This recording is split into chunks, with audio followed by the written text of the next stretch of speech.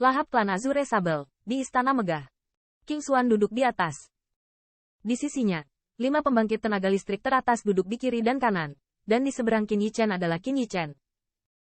Setelah meninggalkan klan Wu Peng, King Xuan kembali ke klan dengan Qin Yichen dan King Yu secara langsung. Sementara 5 pusat kekuatan lainnya tidak kembali ke sana, dan mereka mengikuti. Lagi pula, mereka tidak segan-segan dibenci oleh beberapa ras puncak, seperti suku Wu Peng, dengan imbalan kesempatan berteman dengan Qin Yichen. Namun saat ini, suasana di candi ini tampak agak tertekan. Teman kecil Qin, apa yang Xie Changyuan katakan padamu? Pada saat tertentu, King Xuan akhirnya bertanya.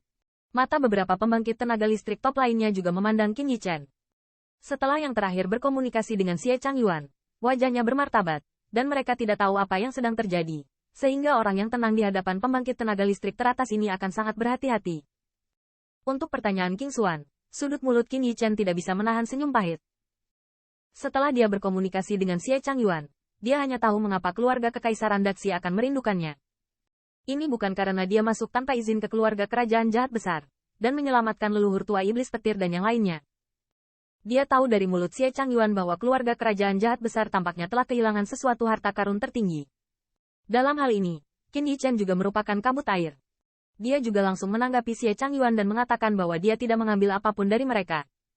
Namun, mengenai kata-katanya, Xie Changyuan langsung marah. Jika dia yakin, benda itu ada di tangan Qin Yichen. Menurutnya, Qin Yichen jelas. Setelah bertanya pada akhirnya, Qin Yichen masih menjawab seperti ini, dan Xie Changyuan bahkan membuat kata yang kejam. Jika dia tidak mengambil inisiatif untuk mengembalikannya, dia harus menangkapnya sendiri, bahkan dengan segala cara.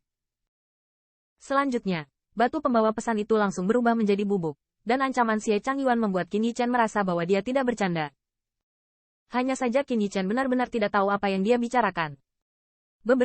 Terima kasih banyak atas bantuanmu kali ini.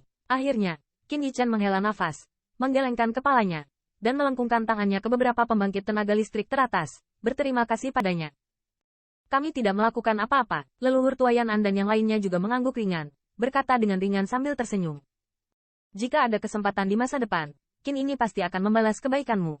Qin Yichen sedikit tersenyum, berkata.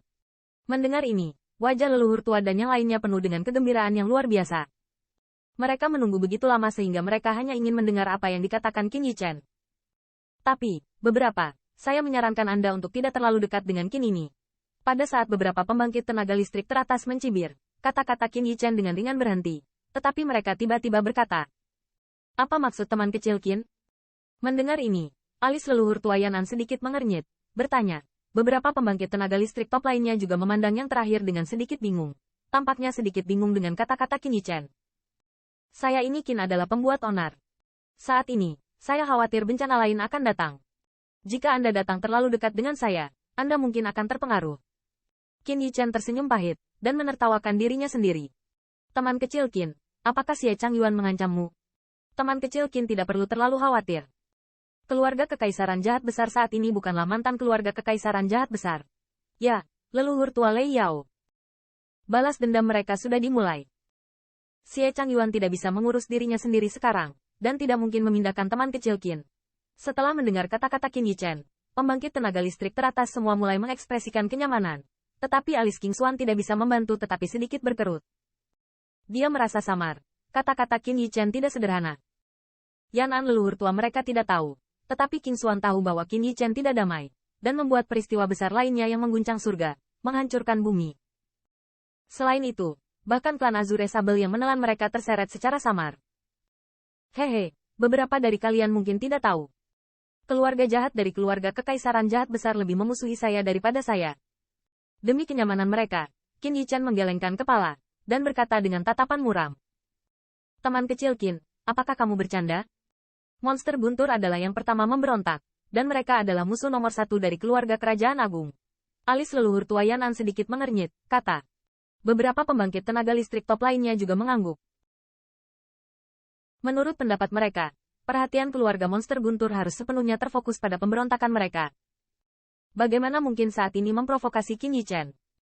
Beberapa orang mungkin belum tahu, mengapa leluhur tua monster petir bisa bergegas kembali pada akhirnya. Qin Yichen sedikit menggelengkan kepalanya dan tertawa. Mendengar ini, tubuh leluhur tua dan yang lainnya tidak bisa menahan diri untuk tidak gemetaran, dan ada sedikit keterkejutan di matanya. Apakah masalah ini ada hubungannya dengan teman kecil Qin? Di sebelah kiri Qin Yichen, leluhur tua dari sayap emas klan Marten bertanya dengan bingung. Di hadapan jalan keraguan, Qin Yichen sedikit mengangguk, dengan ekspresi senyum pahit di wajahnya. Apa hubungannya ini dengan teman kecil Qin? Melihat sikap Qin Yichen, pembangkit tenaga listrik teratas itu memiliki ekspresi tak terduga di wajah mereka. Namun, mereka masih kesulitan mempercayai bagaimana hal seperti itu dapat dikaitkan dengan Qin Yichen. Haha, jika bukan karena bantuan teman kecil Qin, aku akan dibunuh oleh penjahat-jahat Xie Changyuan saat ini.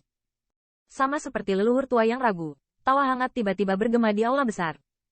Dengan gelombang ruang, siluet kekar tiba-tiba muncul di tubuh Qin Yichen. Ke samping, Rezijin.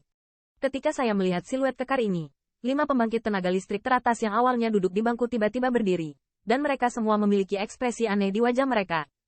Di atas siluet kekar ini, bahkan mereka merasakan semacam tekanan.